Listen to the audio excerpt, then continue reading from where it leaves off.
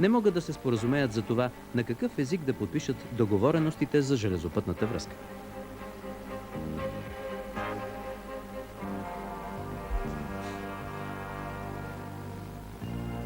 Като началник на последната спирка в западно направление гара Гюешево, съм просто убеден, че връзката между железниците на Балканите и по-специално трансграничния коридор номер 8 просто е необходима. Самите условия, самото развитие на обществото, на комуникациите налагат една такава връзка. Това е не случайно, защото от едната страна имаме богато суровинен изток, от другата страна богат технологично, богат финансово запад и връзката между тях е просто належаща.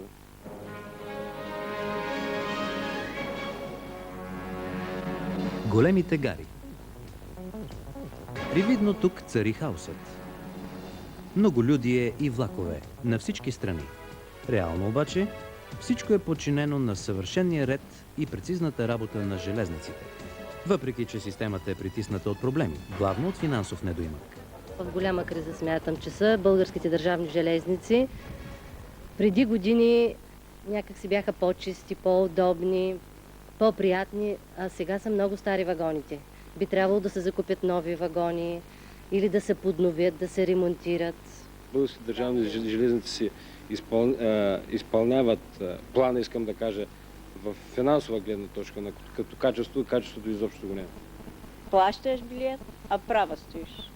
И хигиена изобщо няма. Не в туалетни, не в коридори, не в купета. Мръсотия е ужасно. И никой не взима отношение. Българската железница в днешно време има доста проблеми. Първото е в поддръжката на железния път. Много малко хора, работници останаха в БДЖ-то. Също трябва да има по-голяма култура на обслужването, да бъдат влаковете по-чисти. И малката гара. Привидно спокойна, даже замряла. И тук обаче грешката не е просто грешка. Всеки пропуск би застрашил стотици човешки живота. Хиляди съдби. Района е много тежък. Тук при нас, виждате, надморската височина е високо, зимно време, голям сняг пада, тежко. Но лятно време по-нямаме горещини, но пак справяме се с работата. Сега има по-голяма криза, така проблеми имаме.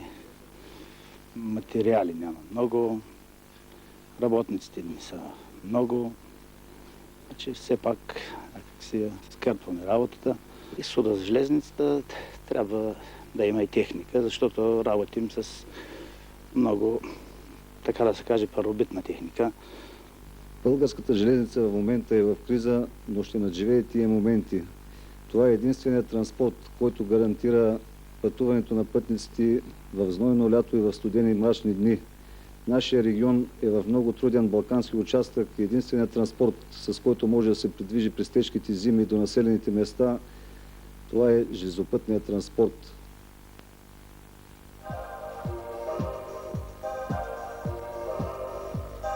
До непристъпните висини на Балкана е достигнала железницата.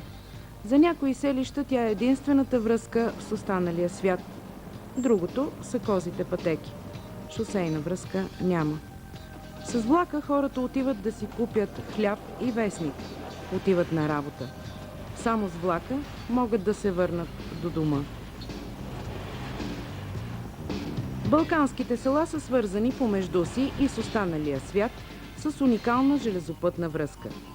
Линията се вие по билото на Балкана и чертая осморки и шестици. Влакът преминава десетки тунелчета, строени в началото на века. Трасетата от кота до кота са прокарвани за рекордни срокове от по 4-5 години. Проектите са дело на италиански инженер. Трудът обаче е на български железопътни бригади. От уста на уста железничари и местни хора си предават спомена, че италянецът изпивал по едно шише люта местна ракия, преди да тръгне към строежите по линията. Българските железопътни шестици и осмици са явление в европейската железопътна мрежа.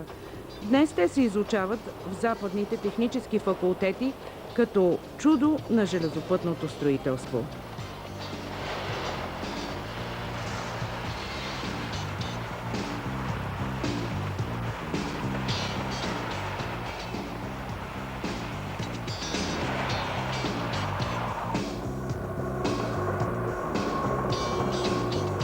Тук, в Балкана, хората си сверяват часовника по влак.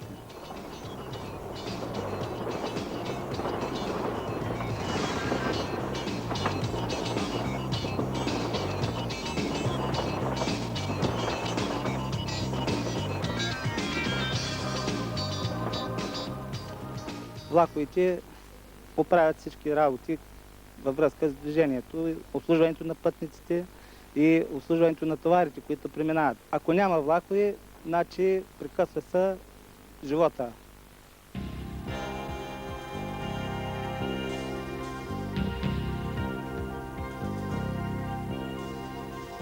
Черните дни на българските държавни железници. Те са кошмар и яд за пътника, за машиниста, за железничаря. Те са болка за всички. За някои минутата е последна. Сивите дни на железниците. Това са дните на крадците и мародерите, на унищожителите. Около 50 пъти годишно банди принудително спират товарни композиции, за да ги ограбят. Нападат с камъни пътническите вагони. Уволнени войници се радват и така на завършилата служба. Милиони левове губи БДЖ от откраднати кабели, батерии, дроселни и съединителни въжета. Машинистите губят зрението си от взиране за предмети по линията. До 100 милиона лева са щетите от кражби на пътнически и товарни вагони годишно. И белите дни. Това е ежедневието.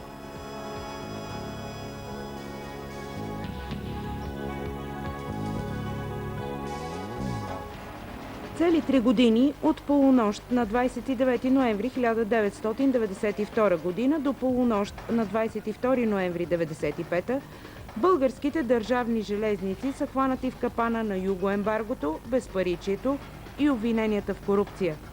Заплитат се сложни отношения между балканските държави и западните наблюдатели.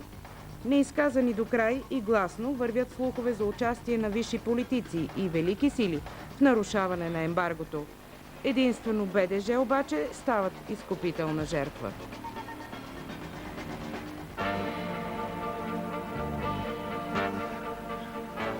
Най-болният проблем сега, днес, след толкова години период на преход, е проблемът с съкращенията на железничарите.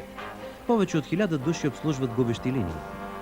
От тези трасета компанията пък губи 36 милиарда лева годишно. Според оздравителната програма 6000 железничари трябва да бъдат освободени от работа.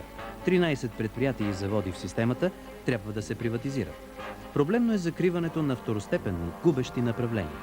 За БДЖ стои открит и проблемът с ниските тарифи на пътническите превози. Половината от годишната държавна субсидия отива за покриване на разликите между реалната стойност на пътуванията и по-ниската социално приемлива цена.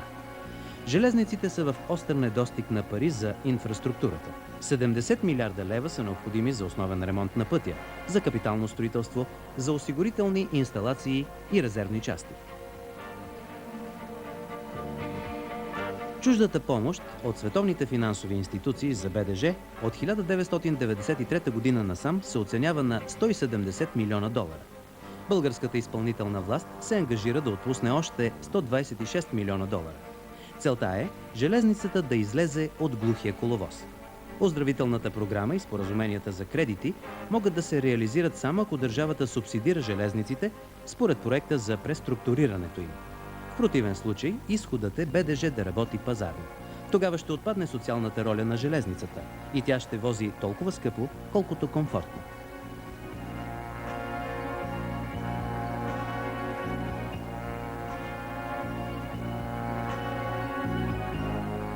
Задавал съм си въпроса дали може човек да сънува работата си. Ами честно казано, случвало ми се. Не съм го очаквал. Мислил съм си, когато са споделяли с мен по-възрастни колеги, че сънуват работата си, може би някаква полза тяхна, искат да покажат висша форма на уважение към професията. Но лично съм се убедил, че действително самата работа до такава степен влиза в съзнанието на железничара, че често се случва да се явява в сънищата му. Старая се да работя безупречно, цел безаварийното движение на влаковете и маневрени състави, защото работата е отговорна. Работата е отговорна и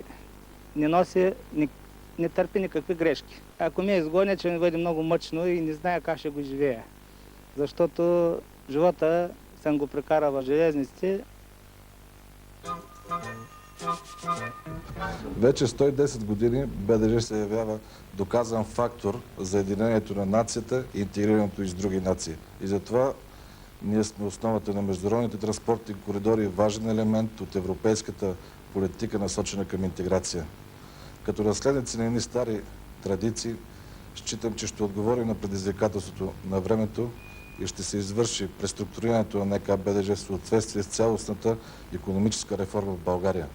Убеден съм, че още дълги години БДЖ ще бъде основен превозвач на пътници и товари при едни много по-добри условия и параметри от сегашните.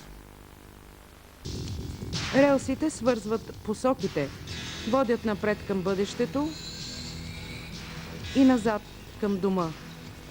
Винаги към точното място в точния час. Влаковете пренасят човека през неговия живот.